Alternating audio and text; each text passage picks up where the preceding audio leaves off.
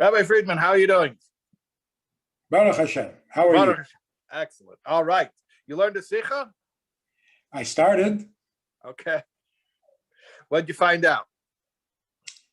What did I find out? That by the way, we should tell everyone which Sikha it is. Yes.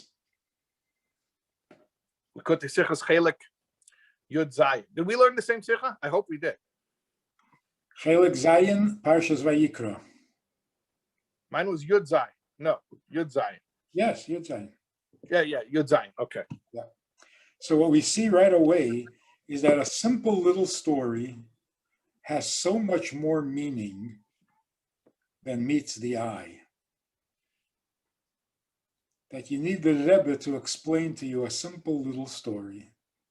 Tell me the story first. The regular story.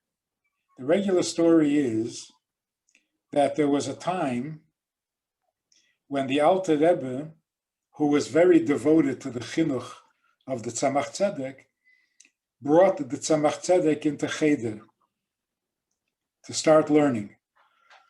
And he told the Melamed that he should begin from vayikra.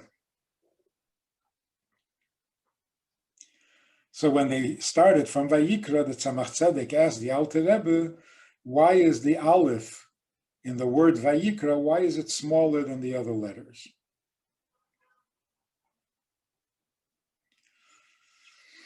The Alter Rebbe thought about it, dveikus, for a while, a significant amount of time, and then finally said, let me get all the details right. The Alter Rebbe said that Adam Arishon, who the Eibishter created with his own hands, and the Eibishter testifies that he was smarter than the angels, yet by him there's a big aleph.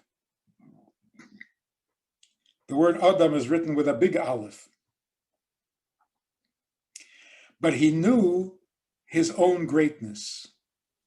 And because he was aware of his own greatness, that caused him to fall with the Chet Eitz Hadas. Whereas Moshe Rabbeinu,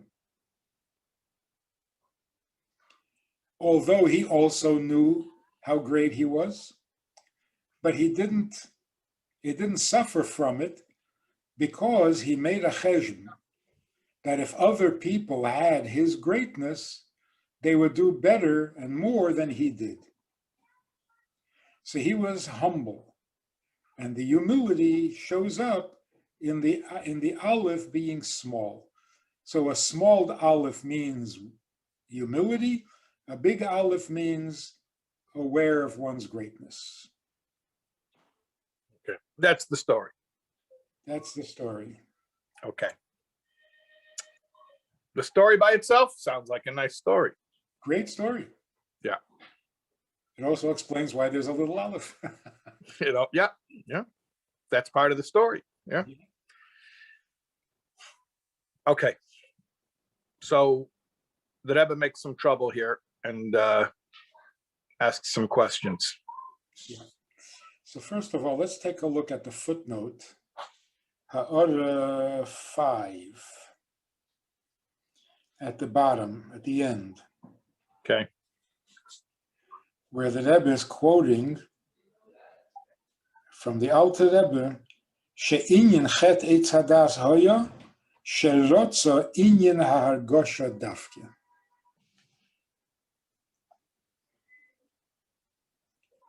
You want to give a little hesber on that? Yeah.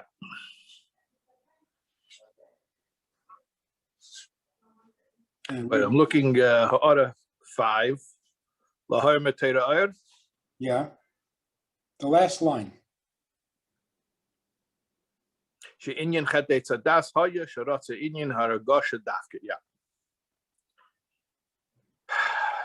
Yeah. So what do you want to talk about? What's Hargosha? What did he want and what is it?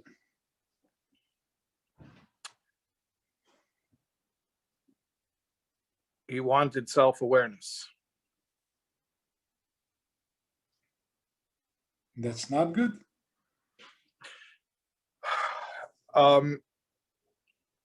it has side effects. The side effects of self-awareness we know. There's an old mashal from Chassidim that one time the Malach HaMovis, the Gemara says, who a Satan, who a Yitzhar, who a Malach HaMovis, the same character. So Chassidim tell a story that one time the Malach HaMovis pined to the Eibishter that his name is bad for business because he can't entrap people with such a scary name. So the Eibishter told him, call yourself Yitzhar. He said, it comes back and he says, Hezrah in the name. So he says, try Satan. Comes back and he says, they ask me what it means. I say, it means adversary. They say, get out of here, adversary. So the Eibishter says, try Nefesh Bamis. It almost sounds cute. Tries it, he comes back and says, nobody wants to take advice. So he says, okay, I got a really stealthy name for you that it's gonna, in fact, if you use this name, everyone's gonna always listen to you. And they're always gonna think you have to have their best interests at heart. Call yourself Yesh. Ich. So then that's it. That's the Malach HaMovis / Yetzirah / Satan / Nefesh Bamis. He shows up as the ego, the conscious self. So that's the side effect of the conscious self. That's that it brings to separation from God. So obviously the Rebbe is going to ask, how could you accuse Adam of such a thing? You make him sound like an ordinary guy. I mean, you can anticipate that question. Mm-hmm. It's interesting that Rebbe says that the fact that Adam has a big aleph, how are you going to turn that into a bad thing? Every little kid knows a big letter is a good letter. It's good. It's good. A big letter is a good letter, right? More of a good thing. More of a good thing. What's wrong with Adam Rishon? So how are you going to accuse him of something bad? Also, the Rebbe says, since the explanation for the small aleph of vayikra, there are a lot of explanations that explain it as Moshe's humility, but it's the Alter Rebbe's chiddush to mention Adam Rishon's fall. So, like, why are you dragging Adam Rishon through the mud in order to make a point about Moshe Rabbeinu? Like, just say something nice about Moshe Rabbeinu. Why do you have to make Adam look bad? And basically, the Rebbe says, no, Adam is not meant here to look bad. Adam, a big aleph is good, and Adam is good, and Adam did nothing wrong. There were side effects, yeah, and for that we have Moshe Rabbeinu to tell us how to take care of the side effects. But Adam's great. So what's the point? Point of what? Of the Alter Rebbe's answer, contrasting Adam with Moshe. So the Rebbe says that the Alter Rebbe, you have to look at the story. The story gives context. It's not just a vort that's framed within a story in order to make it more interesting. The vort is in context of the story, and the story is Zayda was bringing his anikel to Cheder, and he was instructing the Malamed how to be mechanech his anikel.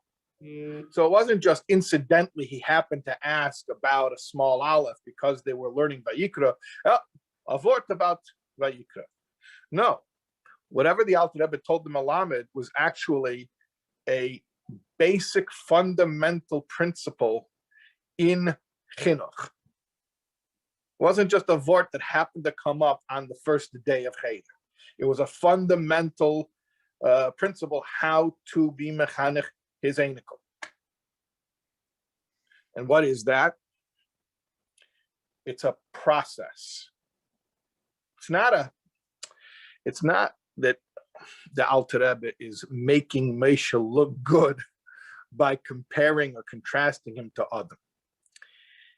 The Alter Rebbe is describing a process.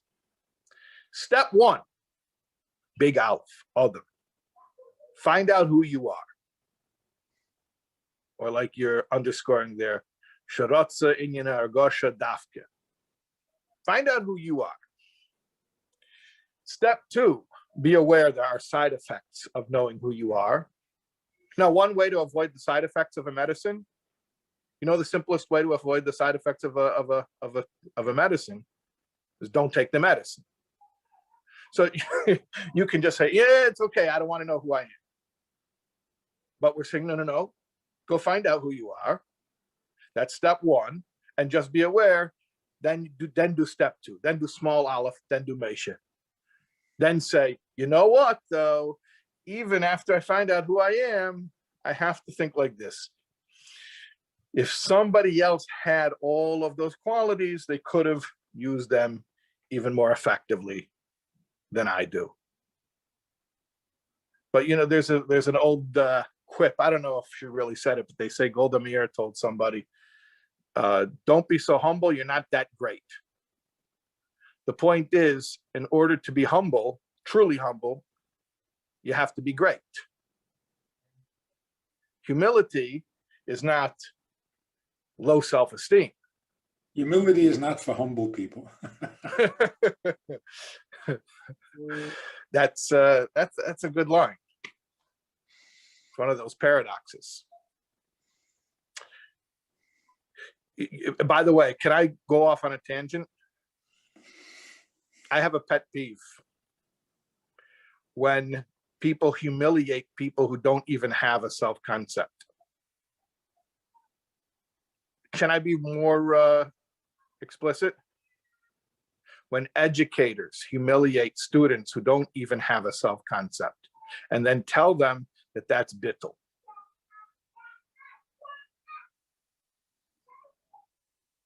It doesn't resemble bittul even slightly.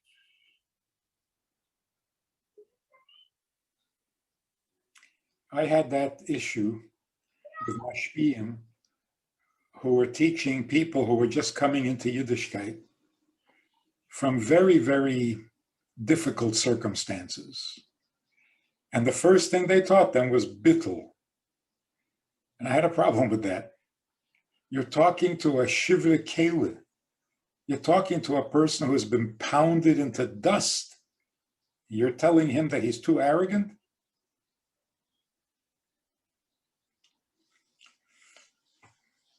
I agree.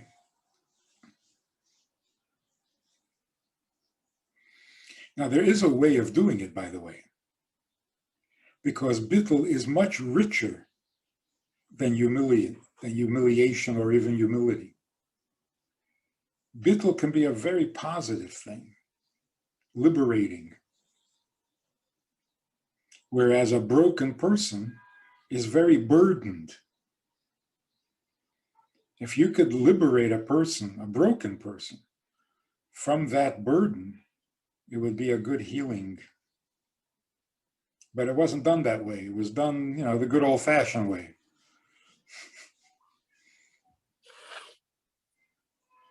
There are people who reach bittul through life's hardships and become incredibly powerful.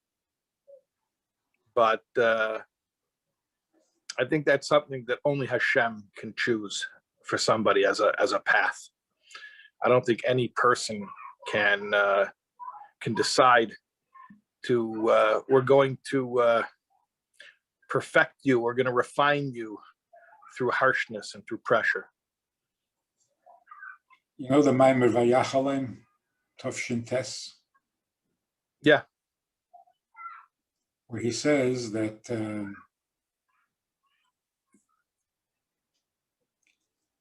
tshuva that comes from being broken, although it's a pniya, but it's better than tshuva that comes from feeling good about yourself, because there's no bittul there. So even bittul that comes through a pniya, through self-awareness, the side effects of the Eitz Hadas, but at least there's a certain bittul there. So it's a useful pniya, an acceptable pniya.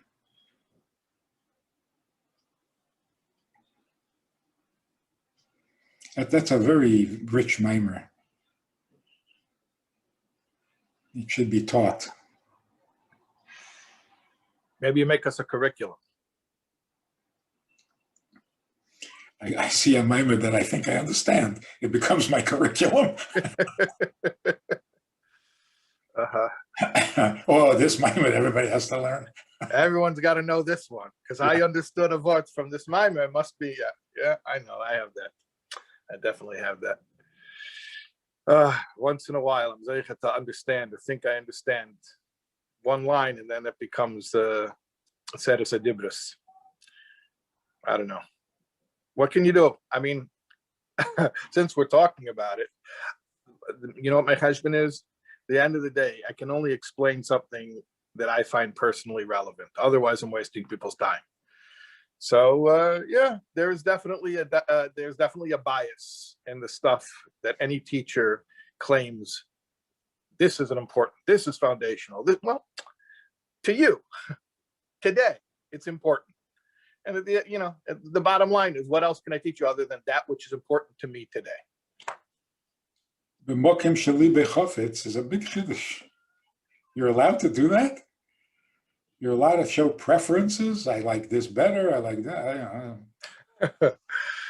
Yeah, maybe mitzad eskafia. If you're like enjoying it too much, you have to close the sefer and go learn something else. Heard a group of bachurim sitting around discussing, what's your favorite Pedic in Tanya? What are you doing? Well, you think that's too hedonistic? I think it's a little insulting to the Tanya. Oh. Your favorite Pedic, and which Pedic do you approve of most? Yeah. On the other hand, he could have just meant what speaks to you, Yeah. Yeah. Sure, that's what he meant. Yeah. But I know what you mean, because I also cringe when people say, "Oh, that's a Geschmack Sicha." I know exactly what people mean when they say that, but I'm afraid to use those words because of the implication, Yeah. Right. And also that I'm a maven on what's Geschmack and what's not. So if I find it Geschmack, it probably is something you should learn. But you know what? All this stuff is Hargasha. Everything we're talking about here, preferences, and this is Geschmack, and this is good, and this speaks to me. All this stuff is Hargasha. Yeah. You told me Hargasha is not bad. No, you started saying that it wasn't bad. Oh, yeah, I said it has side effects. It has bad side effects, yeah. So what exactly? I heard this tape, so like back in the 90s. And this guy was saying, he got in a lot of hot water for it. He was saying that the Chet Eitzadas was good. Yeah. Who would say such a thing? Just back in the 90s. This little cassette tape. Yeah. That's why I'm trying to figure out what this means here.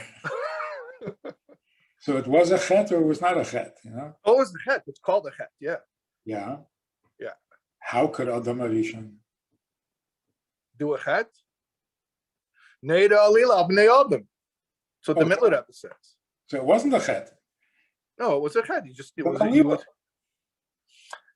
Alila doesn't mean you didn't do it. It just means, entrapment. So if you had good lawyers, maybe they could, get you off the hook.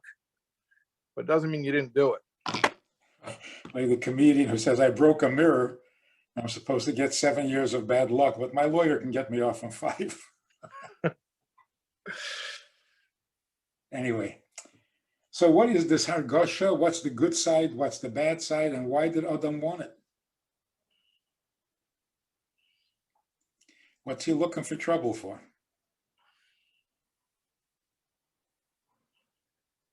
Should I tell you what it says in that tape from the 90s? What, there's an answer there? Yeah, basically, to serve Hashem, it can't just be, Hashem serving himself. The Malachim, they also offered to accept the Torah, and Hashem wasn't interested in that because it's just like, programming a robot to do something for you. It's not a relationship. So it's sort of like, well, talk about the Malachim, the Gemara in Shabbos, the whole sugi of Matan Torah. So the Malachim are saying that the Yidden are going to break Hashem's heart, and they're not going to follow, they're not going to listen. And so Hashem tells Moshe, you argue with them. So Moshe says a bunch of different stuff to like sort of disqualify them from Seder Sedibris. You have parents to honor, you have work that you need to rest. But the Makib Patish argument was, Klum Yetzahara Yesh B'neichem, do you guys even have a Yetzahara? Boom, I rest my case. Well, that was their argument. That was the Malachim's argument, that we don't have a Yetzahara, so we can't mess this thing up. So Moshe comes and says, do you guys even have a Yetzahara? That's what they were saying. So why was that a winning argument?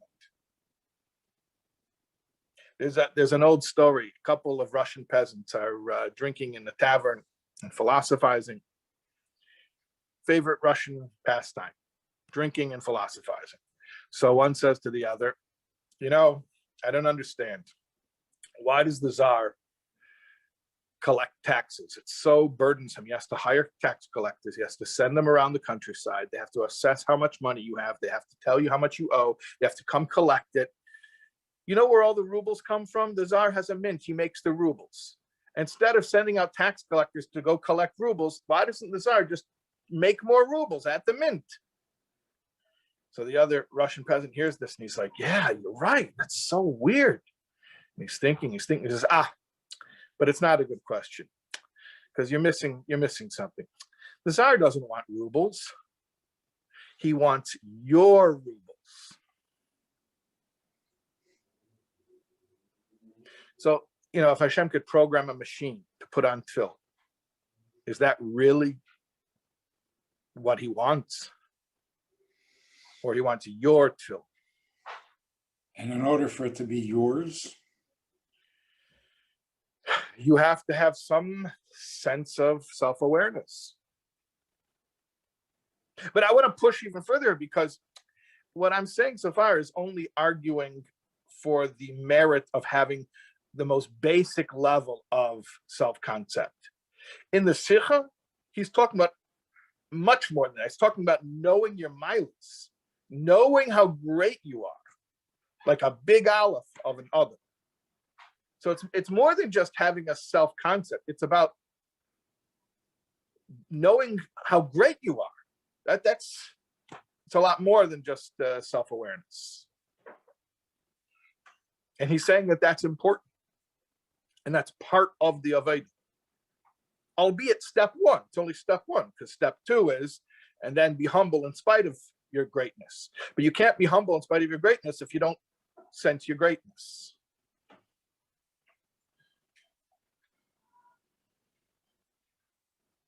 What do you think about that whole thing in the Sikha where the Rebbe says basically that Adam remained great even after the Chet? And because after all, Hashem's work is eternal and Hashem made him great. So no matter what he did, he couldn't mess it up. He remained great. And we all have inherited that greatness from Adam. Atem kruyim Adam, you are called Adam. And va'amich kulam tzadikim, which is, an idea that Rebbe comes back to all the time. Va'amich kulam tzadikim, all Jews have this greatness. And it's a heavy concept. It's not come to terms with the fact that when your mother told you, oh, you're such a good-looking boy, you could believe her, right? You could believe her. You don't have to. No, the Rebbe is saying much more than that. The Rebbe is saying, Adam, you know how great he was? Yeah, you're that great. That great.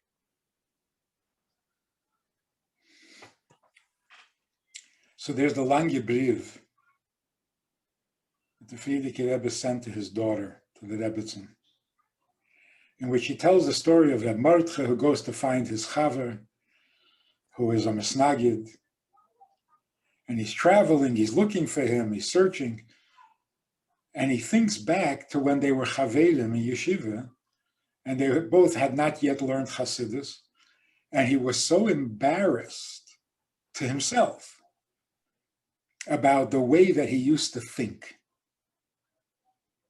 One of the memories that really embarrassed him was that he came to shul once, and they were reading in the Kriya that Moshe is Onav Me'ed Mikol Ha'adam Ashal Pnei Adama. And he was just horrified. How could the Eibishter have forgotten him? How can the Eibishter say that Moshe was the biggest Onav when he was the biggest Onav? And the Eibishter must have known that he would come eventually. So he went through all sorts of, Bezdin Shalmaila didn't know, and the Bezdin Shalmaila said that Moshe was the biggest Onav, but the Eibishter knows that really he is the biggest Onav. And what was the raya that he's a bigger Onav than Moshe Rabbeinu? This is really funny. The raya is Moshe Rabbeinu's wife knew how great he was. And his wife has no idea. She thinks he's an idiot. So who's the bigger Onav? He was able to hide his greatness even from his own wife. Anyway, so he was so embarrassed that he used to think like that. So the question really is, what's the embarrassing part of the story?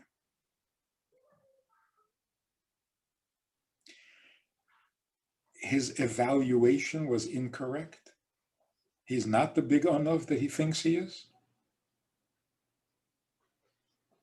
I think every person in the world is a little guilty of spinning in favor of himself, over-evaluating or under-evaluating. That's not the most embarrassing thing. The most embarrassing thing is he comes into shul and there's a conversation going on about Moshe Rabbeinu. And where does his mind go? What about me? Yeah, you're a big Onav, you're great. We just happened to be talking about Moshe Rabbeinu. Can we finish the conversation about Moshe Rabbeinu before we switch to you? No, you have to. When you inject yourself into every story, it's not about you. Maybe you are as great as you think you are. So why does every conversation have to be about you? Every song has to be about you?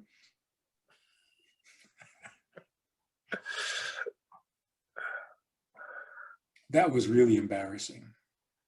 And that's a habit. That's not a mistake. That's not a misconception. That's a terrible habit. And that is hargosha. You're so conscious of self all the time. Can't you get off it for a minute? There are other issues in the world. There are other people in the world. So you'll get a chance, once a year you can talk about you. But this particular day, we're talking about Moshe Rabbeinu.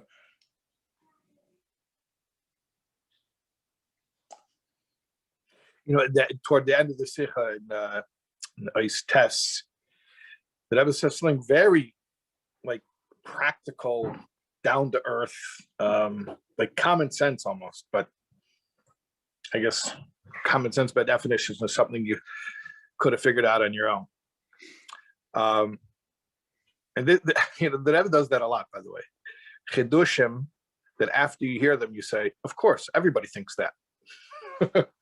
Right? The Rebbe is able to do that. Something at one time is so radical, at the same time, it's so obvious. Of course, that's what everybody thinks.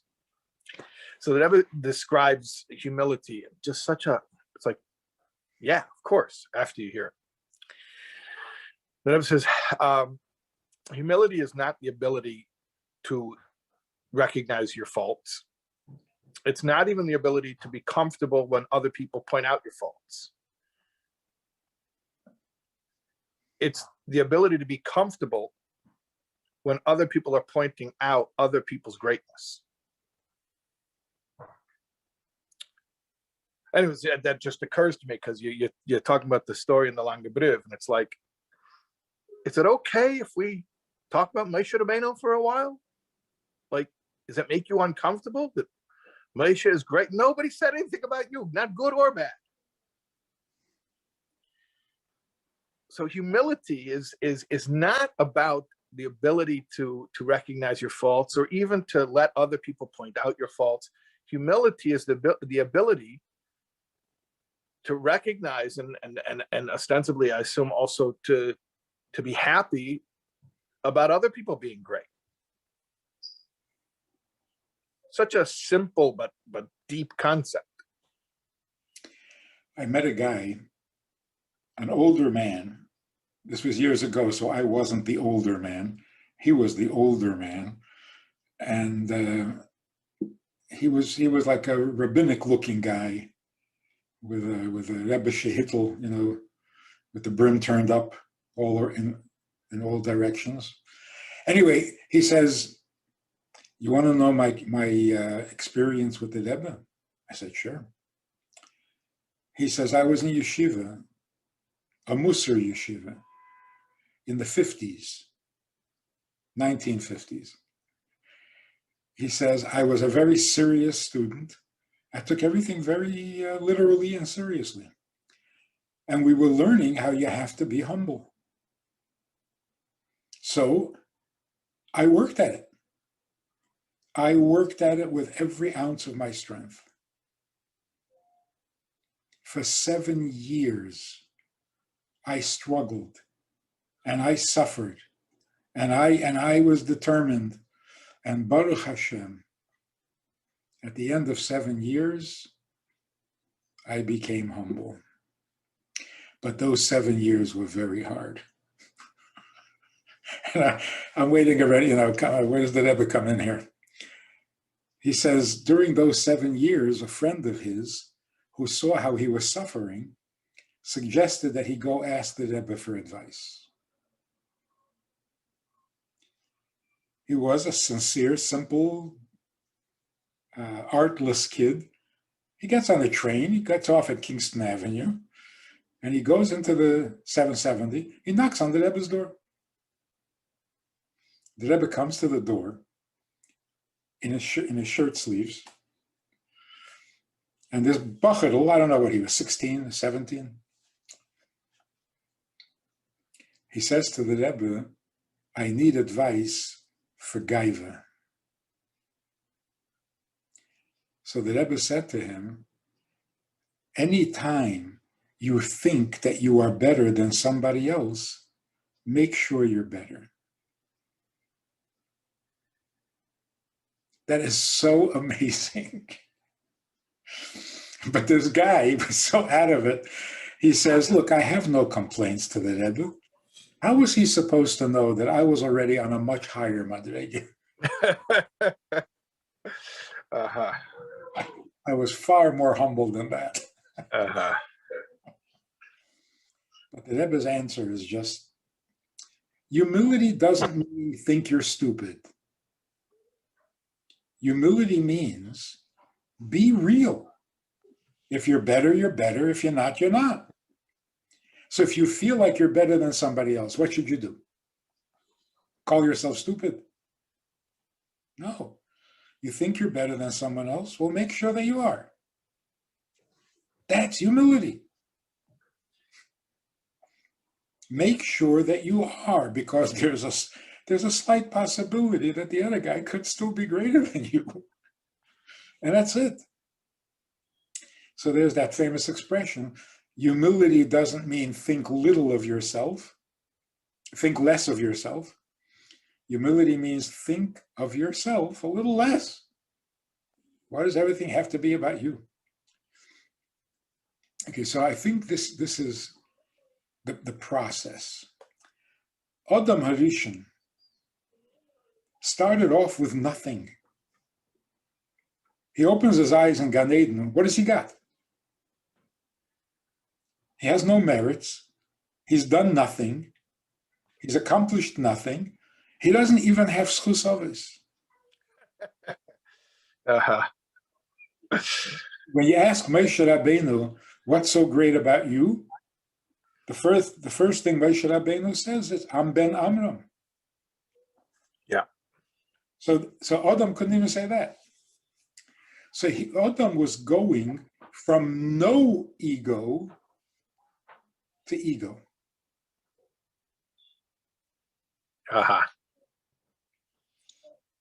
Because it was necessary. The hargosha was necessary. Like you were saying, how can I have bechira if there is no me? And if I don't have bechira, how can I serve the Eibishter? I can't give anything because I have nothing and I am nothing. So Adam had to go from nothing to something. The problem is, like you say, that something is a little messy. That little something can take over and become everything. So Chava was able to eat from the Eitz Hadas and become a little something and no side effects. That's the ideal situation. To have the das, which means hargosha, to have the das of the Eitz Hadas without, like, a self without the selfish. That's perfect. And that's the way it's going to be when Mashiach comes. In other words, when we fix the negative side of the Eitz Hadas, we will be left only with the positive, which is what Adam wanted. That's a very strong point. That when Mashiach comes, we won't get rid of the result of the Chet Eitz Hadas. We won't go back to pre-Chet Eitz Hadas lack of self-awareness. We'll be able to, I guess, bring self-awareness and God awareness into, well, bring it into one thing. So that's a very strong argument, a very compelling argument, is that when you point out that the best case scenario, the perfected, ideal situation, is not getting rid of self-awareness. There are stuff that Hashem will get rid of. There is stuff that we'll get rid of. The Yetzer Hara will get rid of. Which is the side effect of the Eitz Hadas. Oh, very, very well stated. Okay. So we'll be able to finally have the hargosha without the side effects. Yeah, and das is a good thing. So if you want to put it in Kabbalistic language, in Olam HaTohu, there are 10 spheres. But in Tohu, the first sphere is Keser. But then if you have Keser, then you can end up with 11 spheres. So how do you have 10 spheres in Tohu? You don't count Das.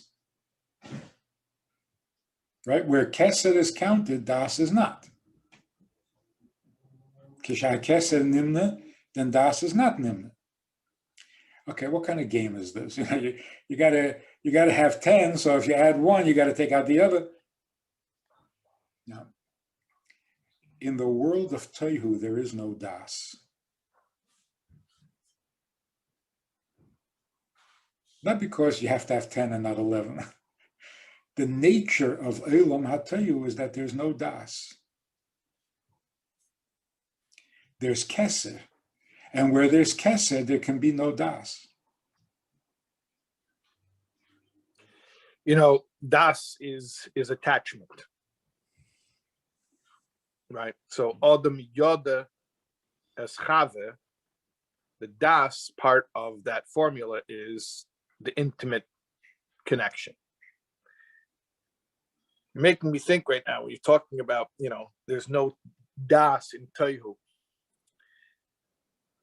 that people often mistake drama for connection. So a relationship that's very dramatic, it feels like a real bond, but it's not a bond. In fact, it's impossible to bond. Where there's oiris the toihu, so to speak. So there's drama, but there's no intimate connection. There's no das. It's very intense, but too intense. It doesn't allow for personal feelings. So there's no das. So the Eitz Hadas was sitting there for Adam, who was from Olam HaTohu, tempting him. Come into Olam HaTikun. Have a little das. Have a bite of das. And that's what needed to happen. Adam had to come into Olam HaTikun. So it wasn't Neder Alila B'nei Adam. But going from Tohu to Tikkun is a Yerida. Hence it's called a Chet. Yes. And the Yerida is so great that it brings you into a world of mixture of good and bad. And there are negative side effects, which take thousands of years to clean up. But you were saying before, not just to clean up the side effects, but to get the benefits of the positive das. You don't want to go back to Tohu. You want to bring the Eidus of Tohu into Tikkun. In other words, you want to have the intense relationship that comes before das, but you want to have it with das. And that's called, in simple language, Zaya Mensch. Every child is Tohu. An interesting little theory. Why is it that every 2-year-old is so good at knocking down everything that is put together? They can empty a shelf of books in a second. Why can't they put those books back? They can take everything apart. They can't put anything together. No, they can't. You can't scream at a 2-year-old, put it back. A 2-year-old can't. So, well, if they can take it out, they can put it back. No, taking out and breaking, that's Tohu. Putting back is Tikkun.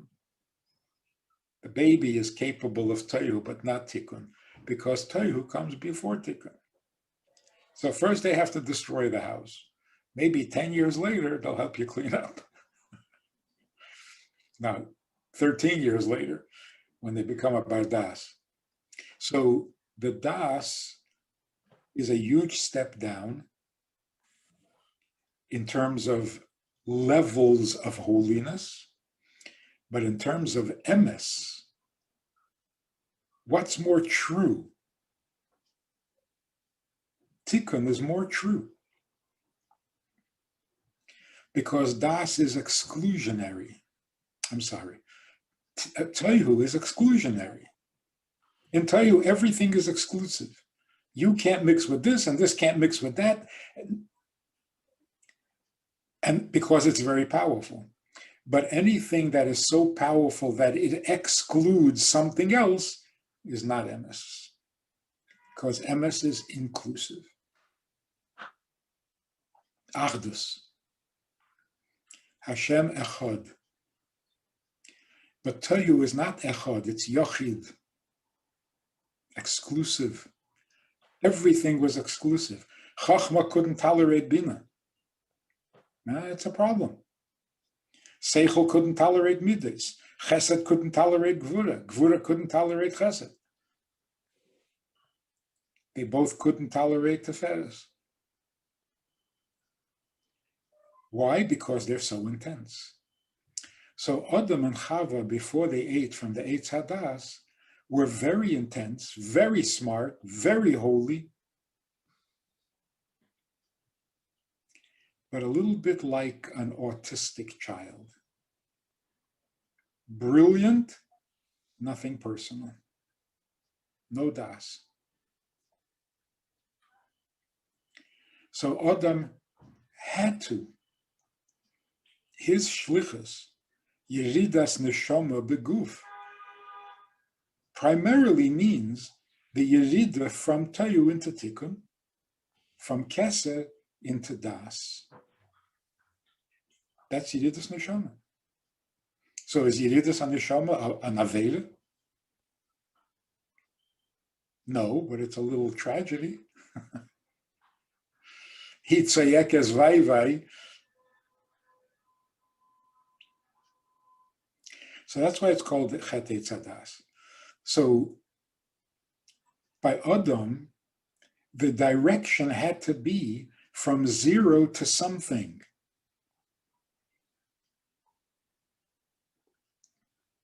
Then once you get to Moshe Rabbeinu, Der Deya, when Moshe had Das, now that Das has to be cleaned up of all hint of selfishness and arrogance and the me monster. So Adam was exactly what Adam needed to be. And Moshe was exactly what Moshe needed to be. Just like the Rebbe explains, Moshe Rabbeinu asked, and the Eibishter said, Chaval al da'avden v'lo mishtakchen.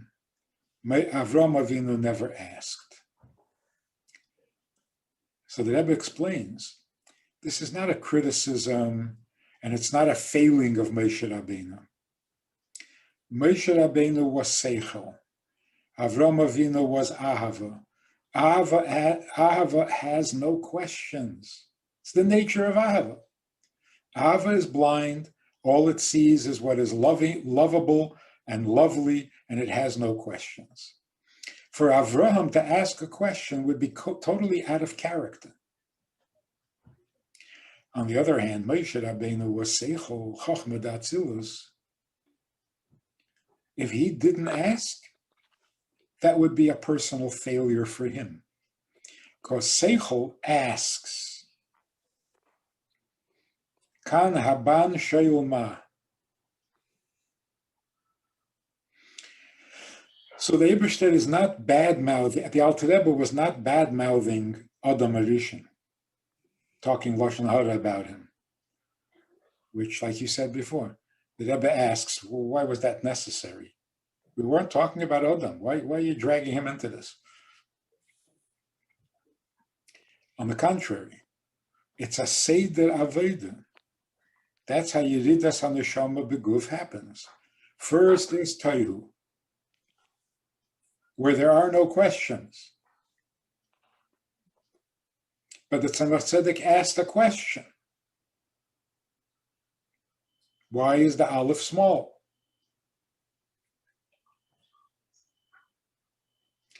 So the Alter Rebbe had to start from the beginning. First there's Taihu, where there are no questions because there's no das. You have to come down into das. And then you have to make sure that the klippa that comes with it is nisbarer. And actually, the Eitz Hadas is the essence, the epitome of all Aveda of Bir HaNetzutzes. The whole Aveda is get the good back out from the klippa. What is the good? Das. Das is very good. Das is much more valuable than Chachma. So the Rebbe mentions, Adam, the Eibishter testified that Adam was the biggest chacham, smarter than the angels. So what more did he want? He wanted das. Das is not seichel. It's much better than seichel. Because chachamim heim lahora. Chachma can be evil.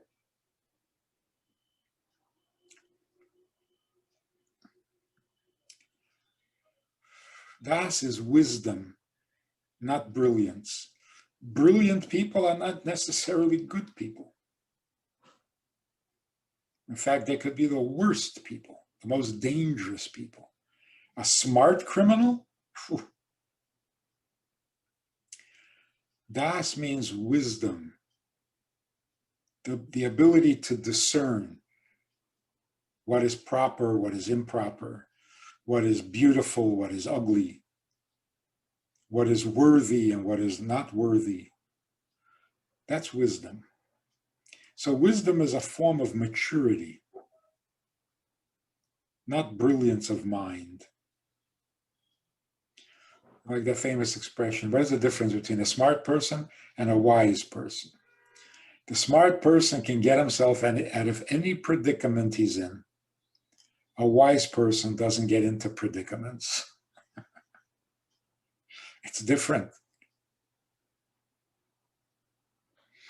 And since we're talking about Pesach, the Ben Chacham is not the hero in the Haggadah. By Chassidic thinking, the Chacham is not the hero. He's too much of a Chacham. The real hero is the Tamim. What is the Tam? He's a Bardas.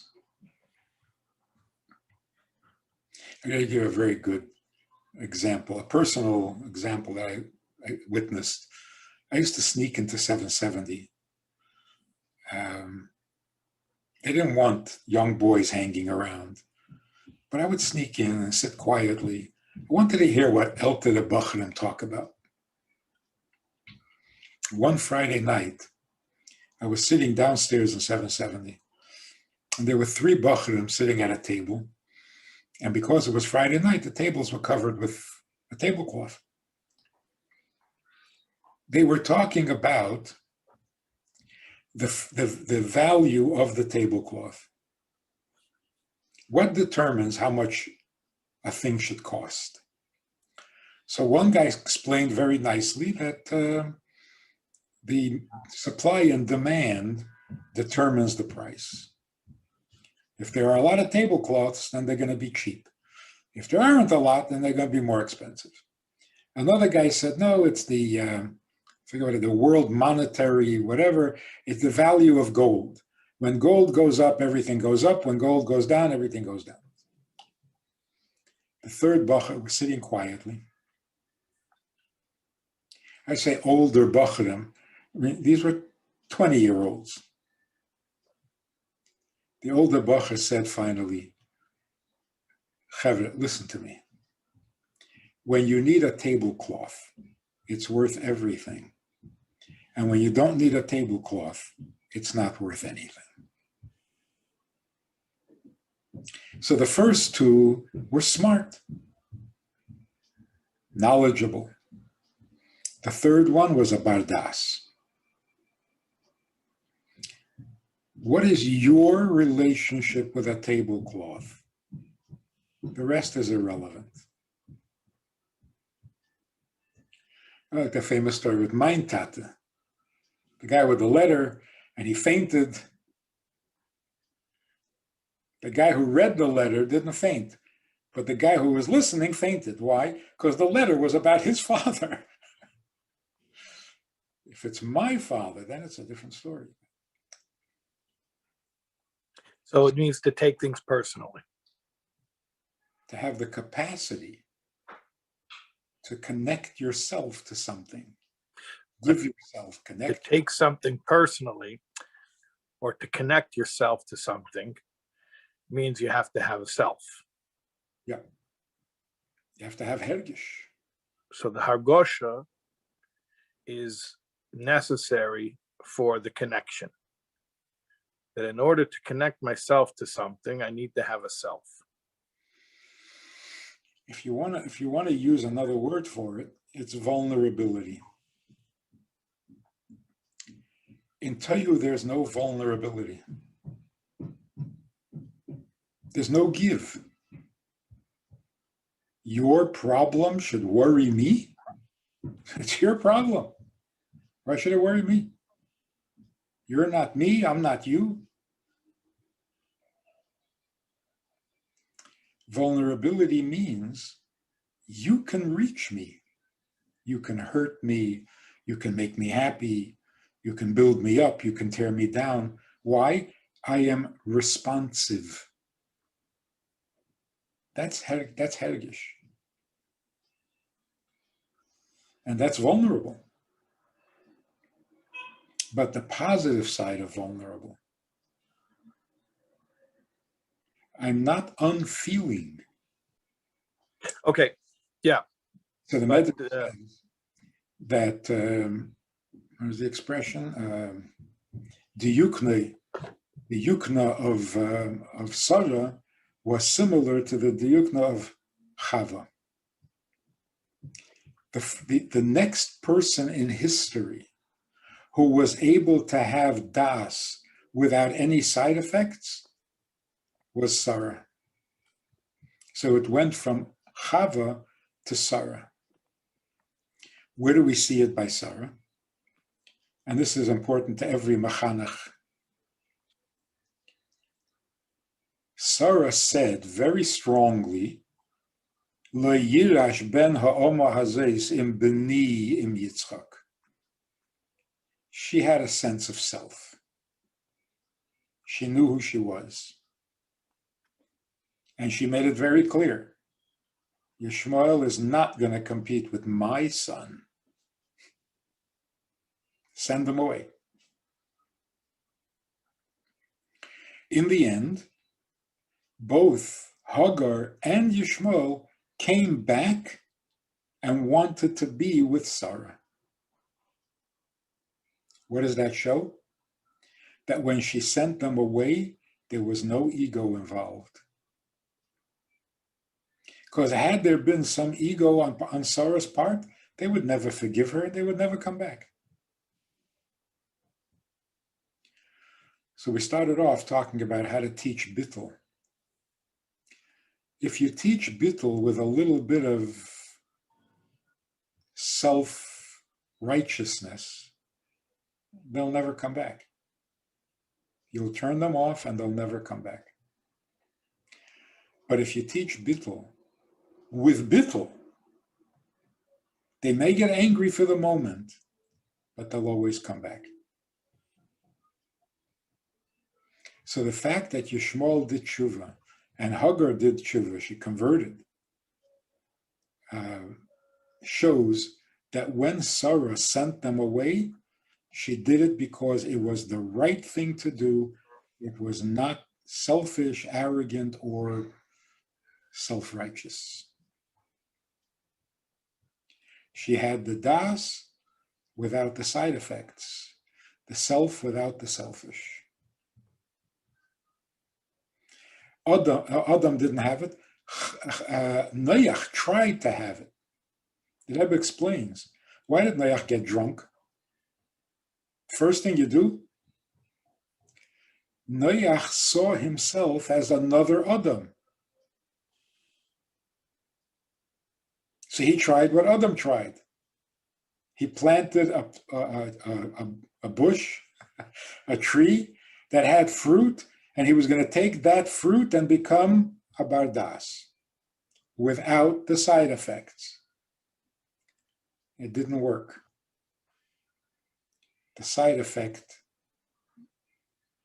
showed up in his kid.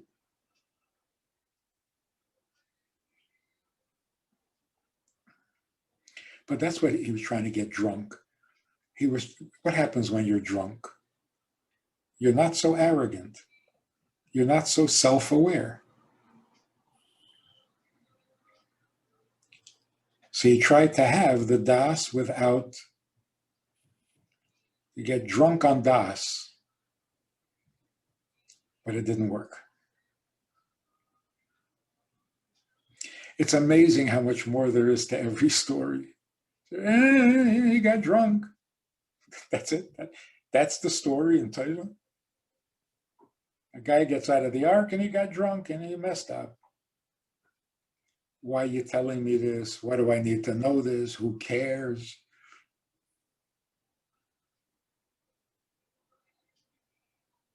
Okay, let me make it really practical, or invite you to make it practical. The Rebbe is saying that this is a story that a grandfather told a school teacher on his grandchild's first day of school. Okay, so tell me very, very simply, what were we supposed to have learned when we were at our first day of school? And if we didn't learn it yet, let's learn it now. What is it?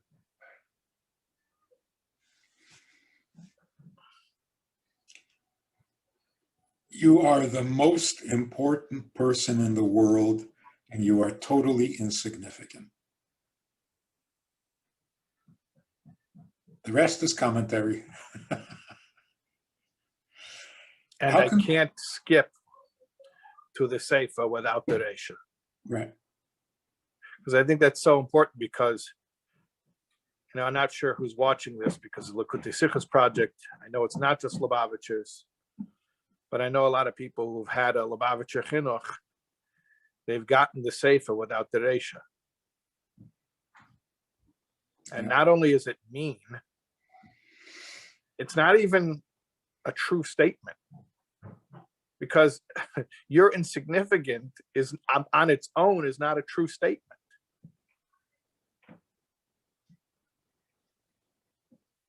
So it's not just cruel, it's misleading. It's only true within a context. The statement of your insignificance is only true within a context of your significance.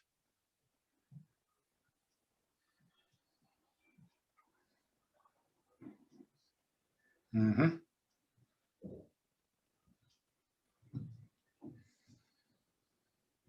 And don't blame Hashem. Don't use a slogan like Ein Eid Milvadei as a license to destroy people's self-esteem. You see, I'm on my high horse about this issue right now. I'm just very frustrated, because I've run into so many people who this beautiful concept of bittul, of surrender, of letting yourself be one with Hashem it was poisoned and ruined for them, because people were taught that they were nothing before they were taught they were something. They weren't given step one. They were brought straight to step two. They were given the Moshe part without the other part. And in simple language, when you say to somebody, you are nothing, it is not the end of a sentence. That is not the end of a sentence. The sentence there's no such thing as nothing. The sentence has to be, you are nothing other than.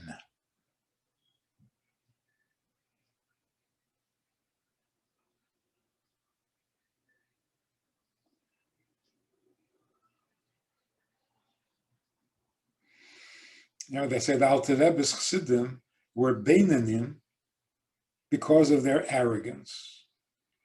How did that work? When the Yetzer Hara came to them and said, do something you're not supposed to do, their answer was, a chassid of the Alter Rebbe? Are you kidding? So what was their arrogance? Not about themselves. The arrogance, if you can call it that, the arrogance was, I am nothing but something wow. Mm-hmm. Because the whole point is, we don't think we're connected to anything holy. We think we're independent. No, you're not. So at the end of the Sikha, the very end of the Sikha, when the Rebbe brings this together, the paradox of you got to know how great you are, and on the other hand, you got to know it's not about you. Basically, that's how the Rebbe says it. It's the very end of the Sikha. That on one hand, you have to know how great you are. On the other hand, you have to realize whose greatness it really is. Which is like what you're saying. Who, me, a chassid of the Alter Rebbe? So it's like, what's my greatness? I'm the Alter Rebbe's chassid. I'm nothing but. So nothing is never the end of a sentence. Grammatically, you can't just end the sentence with nothing. I remember back in the 70s, there used to be this poster that I saw, like, in the 70s used to have posters with like feel good slogans. I don't know. That's what I associate it with. I remember this poster had a picture of a kid on it. And it says, I know I'm somebody because God don't make no junk.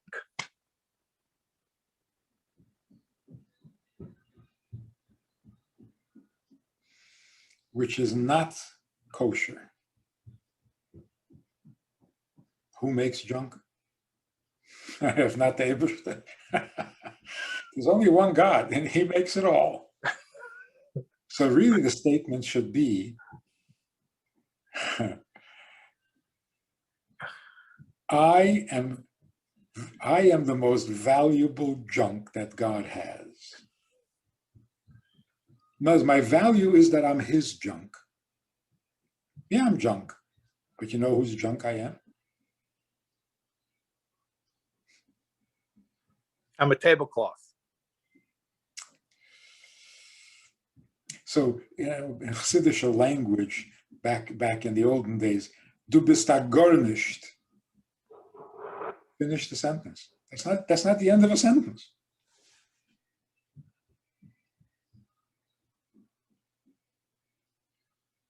Ani lei nevresi. I'm nothing. Ella, finish the sentence.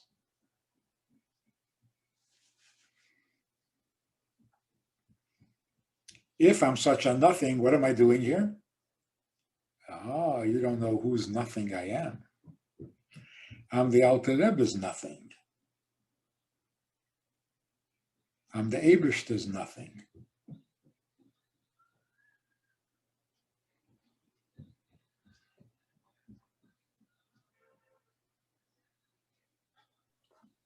And that sounds like Das again, because it's about a relationship. Yes. Who am I? I'm in this relationship. Even the story, and the Rebbe repeated the story by a Farbrengen, a bittel idiot. The chassid was going home from a Farbrengen, and he was still a little verschnickered, and the policeman stopped him and said, who goes there? So he said, bittel goes there. If he was sober, he wouldn't dare to answer like that. But what's walking down the street? Bittel is walking down the street. In other words, nothing. No. Bittel doesn't mean nothing. You don't have nothing walking down the street. Everybody understood. Bittel means nothing but.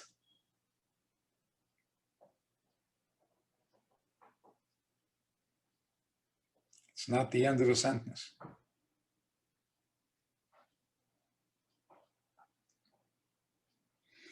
Now, sometimes, if you learn Chassidus and you work at it, you become conscious, aware that you are nothing but.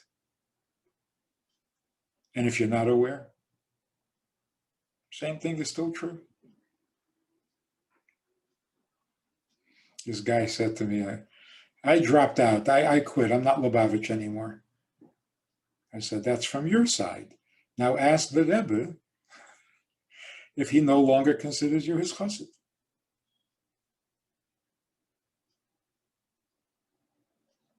You can feel like you're no longer his chassid.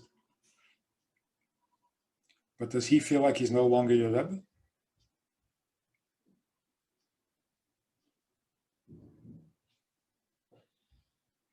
So sometimes you are nothing but, and you don't even know it. Like he says in Tanya, the Peishi Yisrael and Merdim, they get their chayas from the neshama of the tzaddik. They just don't know it. Which is why we can't give up on any Jew.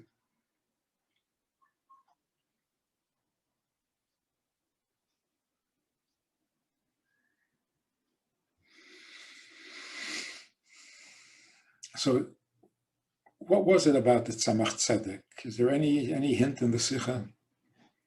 Why was that the Tzemach Tzedek's question?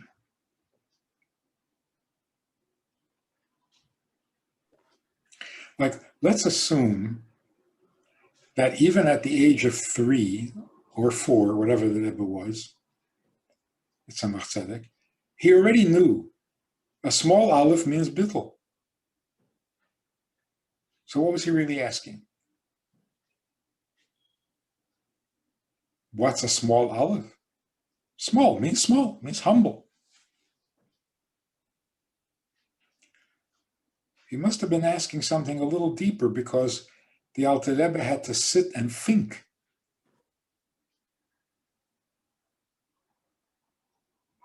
Which is also a very important hayra. When a kid asks a question, don't answer so fast. Think a minute. Shall we pretend to go into dveikus? Yes. Put your hand on your forehead and Tati's thinking. yes. Potato chips are out dumb. It makes a huge difference. A mindful answer, not a reflex answer.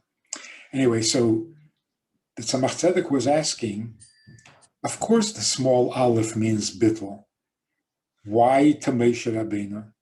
Why now? Why not the first time that Moshe Rabbeinu was mentioned?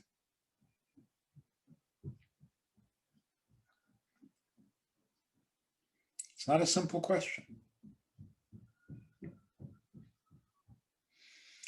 It's like that other story where the Rebbe Rashab cried, why the Eibishter appeared to Avram Avinu and not to him. What was the answer? That Aid at Tzaddik, at 99 years old, agrees to have a bris, he deserves the Eibishter should come and see him.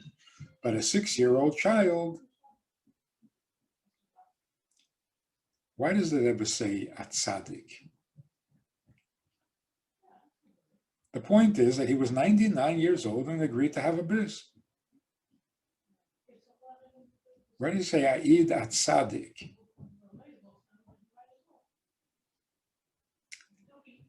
Because the Rebbe Rashab was a tzaddik too.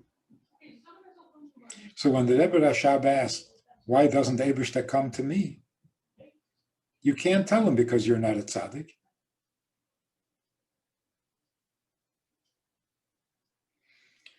It's because when you're a tzaddik and you have Mesiras Nefesh, then the Eibishter comes to you.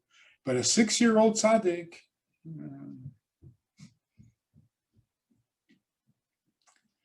so the Tzemach Tzedek's question was not Stama question. It was a Tzemach Tzedek question.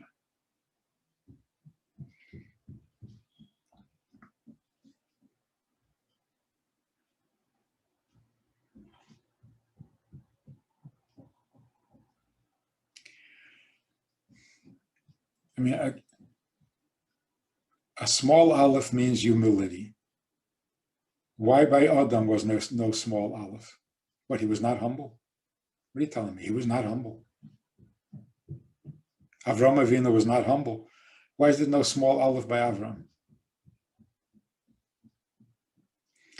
But it seems, and again, did Rebbe mention any of this? I didn't finish the Sikha. Why is it Dafke Adam that has the big Aleph? There's no small Aleph by Avraham, by Yitzchak, by Yaakov. Okay, they also didn't have a big Aleph, but they didn't have a small Aleph. So what's Dafke the connection between Adam and Moshe? So I think it's Adam was Tohu, and Tikkun didn't really begin until Moshe.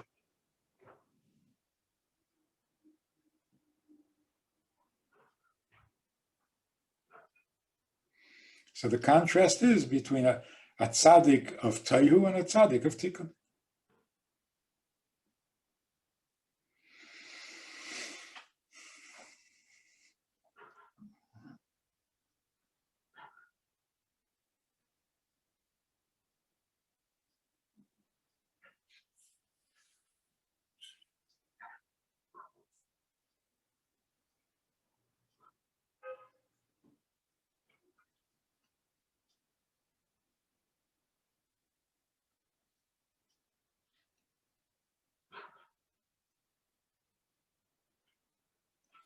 It's amazing if you think about it. You can go through the whole Torah, and with each of the Avos and of the Shvatim, Malachim, all the stories that seem to be showing a negative side, a weakness, an Avera, Torah doesn't tell such stories. Everybody in the Torah did what they were meant to do and acted according to their midah, according to their neshama, according to their shlichus. Nobody did what they weren't supposed to do. Even the meraglim.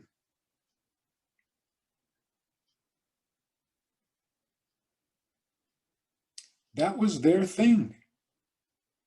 They were midbar people. They couldn't handle yishuv.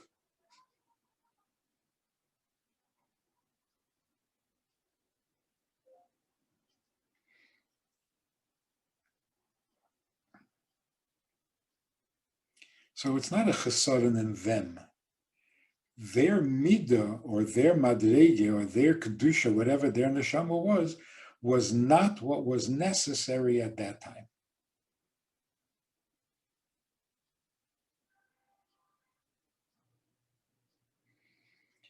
They were great Nasiim, but they were not the Nasi Hadir.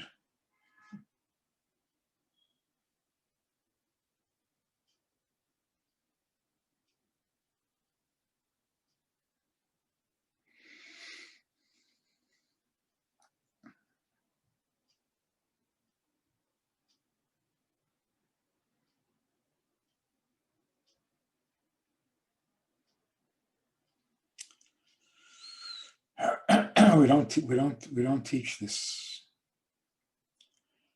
We let the Torah slide into banal, ordinary.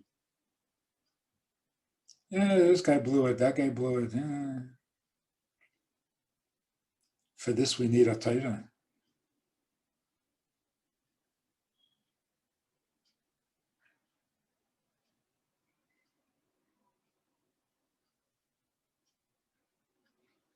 It's like saying Adam Rishon really didn't do an Avera. He was the highest neshama. The only neshama higher than Adam Rishon is Mashiach. So Adam's neshama was higher than Avraham, higher than Moshe Rabbeinu. Like the Rebbe says, even higher than the Rashbi. Which means the Rashbi was higher than all the others. But Adam's neshama was even higher than the Rashbi. Only Mashiach's neshama is going to be higher. And this neshama, the highest of them all, couldn't resist a fruit. Can you tell me a better story? I don't like this story. So I said this to somebody, to a famous Orthodox rabbi. He says, okay, that's one way to look at it. What is the other way to look at it? Yeah, Taiva, his wife, made him crazy. Oh, come on. That's another way to look at Taiva. Yeah, the snake tricked Chava. Chava traded him a cup and got him to eat. Yeah. If that's how you're learning Taiva, don't make a bracha before you learn. Don't call it the Ebershtas Taiva. This is definitely your Taiva.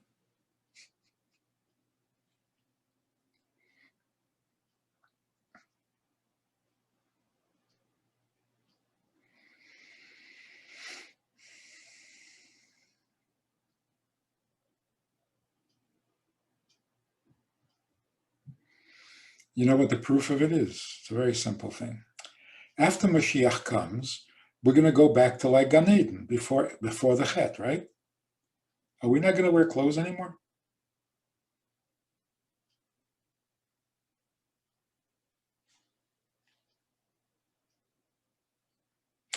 Oh, no. We're going to still be wearing clothes. Why? Meaning Avasenu b'yadenu. The levush. You have to have the levush. Ah, that's why. Because without the clothes, we won't have the levushim. Right. I say, without the clothes, how do you know which one is a boy and which one's a girl? You know how you know Moshe Rabbeinu wore a hat? Because it says V'yelech Moshe. Would Moshe go without a hat? Yeah. So the other way of putting the same question, after they eat from the Eitz Hadas, now they know that they're not wearing clothes. What's the connection? And the way people understand it is so vulgar and it's so embarrassing. Oh, after they ate from the Eitz Hadas, they're naked. This is, first of all, it's Adam and Chava. Watch what you're saying. Secondly, it's Gan Eden. You know what Gan Eden means? What are you introducing into Gan Eden?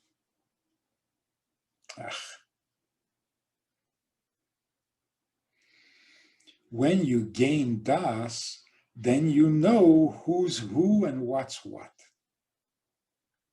So you make a distinction. There's private, there's public, there's internal, pnimis, there's chitzenius. In Teihu, there's no such awareness. So that was a positive ingredient, not a negative. And the positive ingredients, we're never going to go back to negative.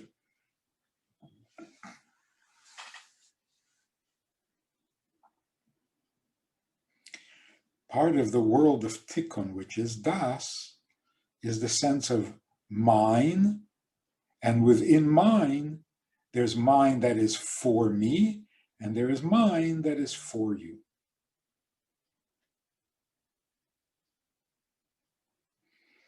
There's shali shali v'shaloch shaloch. There's shali shali and shali shaloch. There's the part of me that is for me, and there's the part of me that is for you. But shali shaloch and shaloch shali, that's Teihu.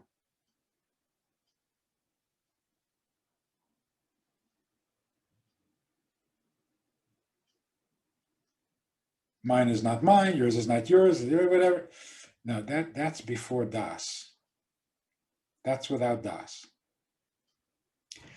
Das can be either good or negative, right? The side effects. So you can have in Das shali shali v'shaloch shali. That's a lot of Das. Everything is mine.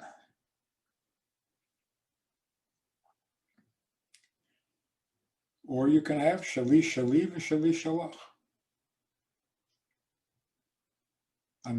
Shalach, shalach, v'shali shalach. These tongue twisters. Shalach, shalach, v'shali shalach. The shali shalach. There's what is mine and there's what is yours within me. Therefore, some things I keep private and some things I'll share.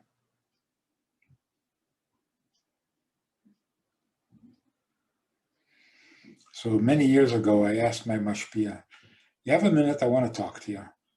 I want to get something off my chest. He says, why? Why do you want to get off your chest? Maybe some things you should keep in your chest. Don't be empty on the inside. So Adam said, wait a minute. There are some things about me that are just for me.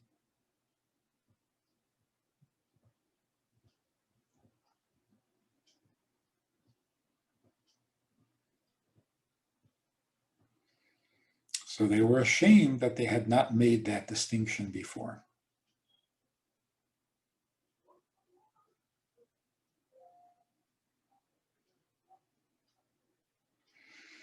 And it's actually true to nature also, as long as we're talking about it. At a certain age, a child suddenly becomes uncomfortable not being dressed.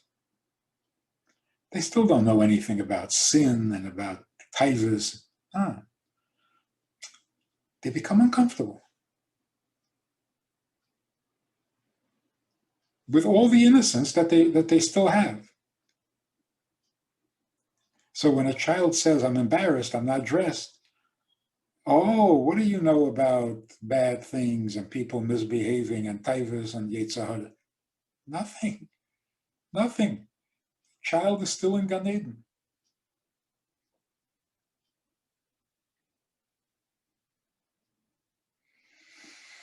But not making a distinction between private and public, that's embarrassing. That's a lack of das.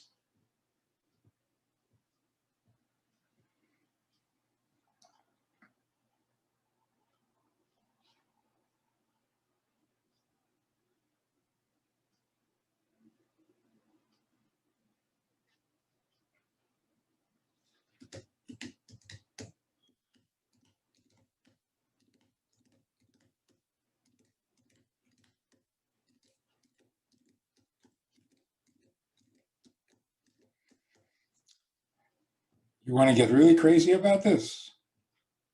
The Alter Rebbe was Chachma, the Mittler Rebbe was Bina, the Tzemach Tzedek.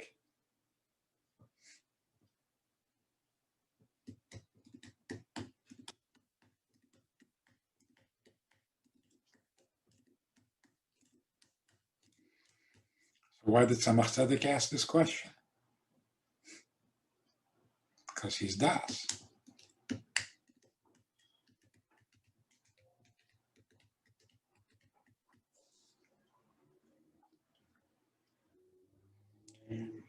So just to be cute, what was the Alter Rebbe thinking about so long?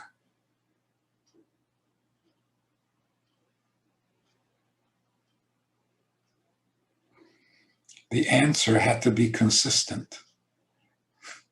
Not only with Adam, when you make statements about Adam like that, you got to be really careful. Adam knew his mind. What are you saying? This is Adam Arishan. You can't just make statements like that. You have to make sure that it's Eis gehalten, al pi Kabbalah, and al pi Neshama, and al pi Kavana. And it has to be Eis gehalten about Moshe Rabbeinu. And it has to be appropriate to the Neshama of the kid who's asking the question. The answer has to be an answer in Eilam HaAtzilus, and Eilam HaBriya, and Eilam HaYetzirah. It has to be the emes in every world and on every level.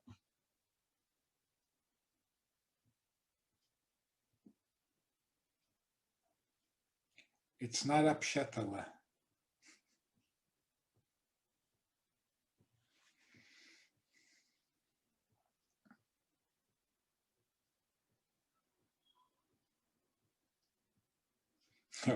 Only the guy said, well, that's one way of answering it. That's a mahalach. I see the mahalach.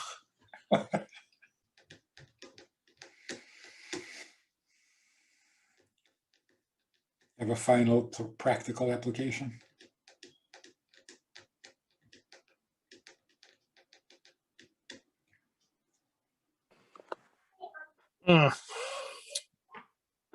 Practical. What do we now know for our lives tomorrow?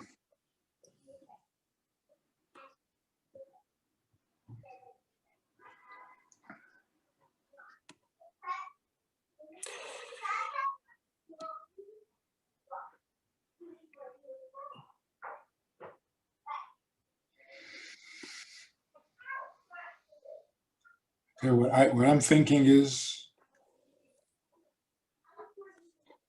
if you don't know your greatness, you're too arrogant.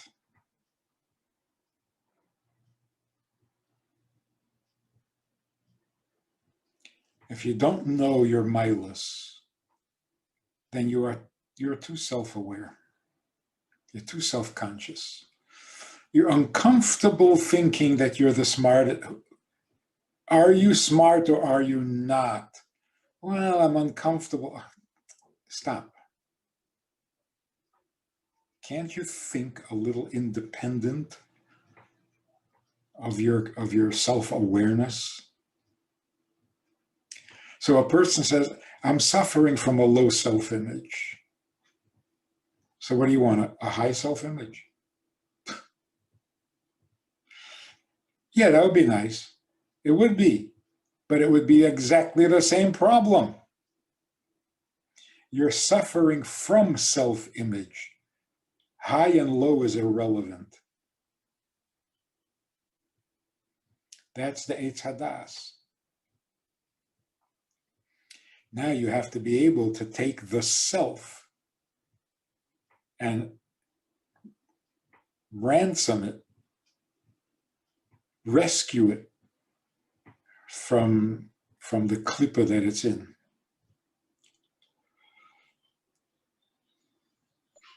You know, there's sometimes you go to a rich guy, you ask for money, and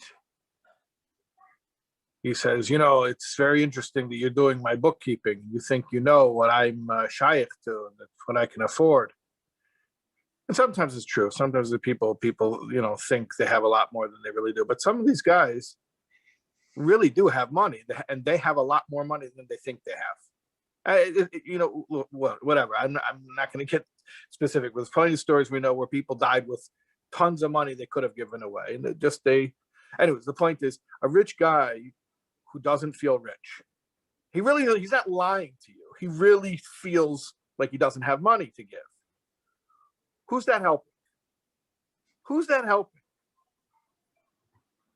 So some people have money, some people have brains, some people have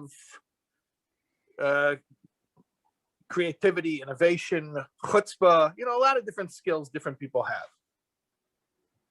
So who are you helping if you're rich and you think you're not rich? Who benefits from that? I think that's the bottom line. Im kotten ata be'inecha. Who does that help?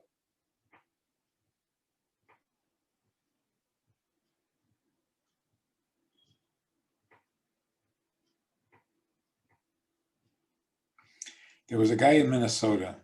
I don't know if this is relevant, but it's a good story. He wrote to the Rebbe, I am so bad, I am so evil that I can't function. And the Rebbe says to be happy. How do you expect me to be happy? So the Rebbe writes him back, Ivdu es Hashem b'simcha, the Baal Shem Tov said, that's the only way to serve the Eibishter, you have to be b'simcha, even if you're not perfect. The guy writes back to the Rebbe. I love these somewhat chutzpahdik responses that brings out things from the Rebbe that no chassid would ever. Yeah. So he writes back to the Rebbe. He says, Rebbe, if you knew how bad I was, you wouldn't tell me to be happy. So the Rebbe writes back to him, I doubt whether you know how bad you are, and I'm still telling you to be happy. Is that amazing or what? Wow. Wow.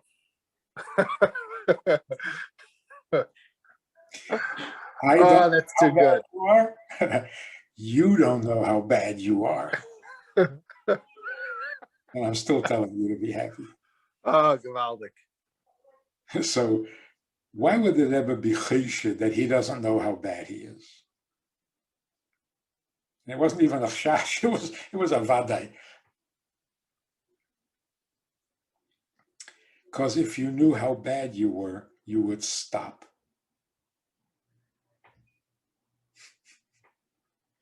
A person will say, I'm so bad, I'm depressed.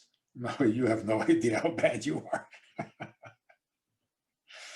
Because when a person knows how bad he is, he stops.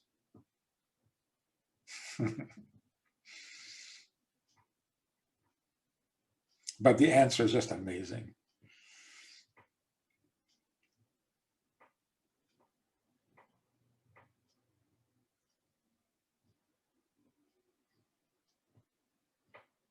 Just how you can combine opposites, you know?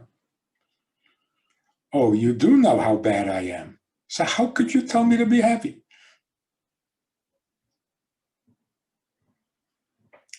I know how insignificant you are, but you have to be proud.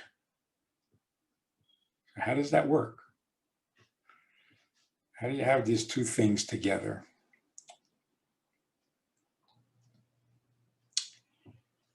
But that's das. Good das. I'll tell you one more thing, which I don't even know if it's true, but it just occurred to me a while back, and I never saw it inside, but it made sense to me that it's just a davar pashut. The term bittul, by definition, implies two things. Because when something is batal, it's batal to something. And then it becomes, what does it mean to be batal? It becomes that thing. So the tipas cholav that fell into the big pot of basar, it's batal, it becomes batal, right? B'miyutai, b'shishin. So the word bittul, like you were saying, say the rest of the statement. You're nothing is not a complete sentence. You're nothing other than, right? Fill it in. I wasn't created. Finish the sentence, except to serve my maker, right? Bittul implies already that formula. You can't just say, I'm bottled to what? Finish the sentence, bottled to what? And then when you say what that thing is to which you are bottled, then you are saying that you are synonymous with that thing. So if I am nullified to God, that's a long way of saying I've become one with God.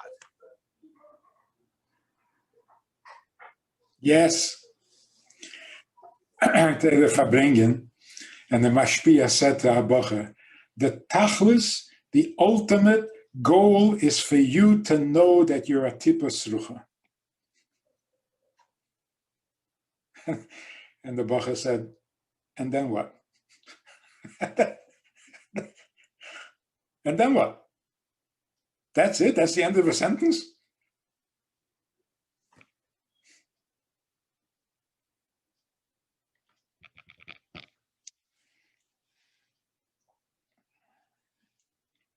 How do I send a message to you?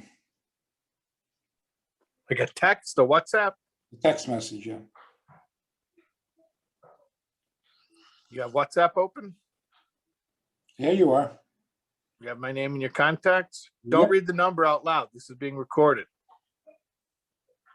There you go. Okay, hold on. I see a WhatsApp from you.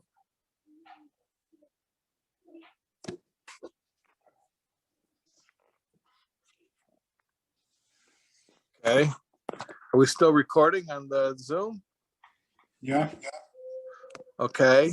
Und der Baal Shem Tov ist Meisef. Go ahead. Also sei ist Kviyachol die Ava und Farbrengen von Jeden zum Eibishter. Sorry, it got loud in here. Apologize. Was der Tam ad Goshe Kviyachol is, weil das, was man gleicht das zu them, is weil man hat, oh, this is why you're telling me this. This is why this is shaykh to our conversation. Is weil man hat nicht kein starkeren Ausdruck auf dem Belaschen Bnei Adam. Ki ilu der Moschel drückt Tage aus die ganze Ava von Eibishten zu Jeden. Aber bei Emes ist die Ava shalei be'erech starker davon. The words don't do it justice. In other words, when you say that the Eibishter loves you and you love him, you got to realize you love him, that's a metaphor. His love is much greater and much more real than yours. So when it says kaviyachol, it doesn't cancel what was said before. Like, for example, imay anechi b'tzara. The Eibishter shares your pain. Kaviyachol. Kaviyachol means he doesn't share your pain. Kaviyachol means as if your pain can compare to his. He is sharing your pain. Kaviyachol. His pain is much more real and much greater than yours. So Kaviyachol doesn't cancel what you just said. Because usually that's what people think. The Eibishter is suffering with you, Kaviyachol. No, you know, the way they use it is air quotes. Air quotes. Air quotes means it basically is the opposite of what I'm saying right now. Right. Like, he was out all day doing some important stuff. Yeah. Right. So it's like. So I use this example. It says in the Mishnah, Pirkei Avos, Ne'eman melachtecha litem lecha scharcha, right? Shalom lecha scharcha. If you work for a human being, you're never sure that he's going to pay you. But since the Eibishter is your employer, you can be sure that he is going to pay you. But wait a minute. He is your employer? Well, he's your employer. So you can be sure that he's going to pay you. Well, pay you. So you just canceled the whole idea. You just wrecked the whole mission. It reminds me of the joke, the guy who says, Hashem, is it true that 1,000 years in your eyes is like a day? You know the joke, right? I'll tell you tomorrow.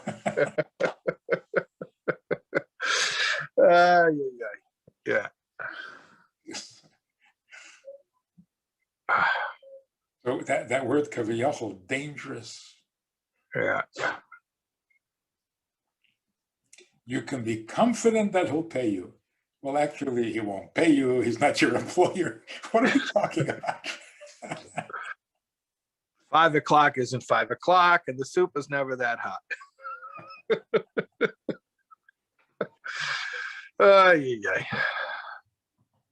Yeah.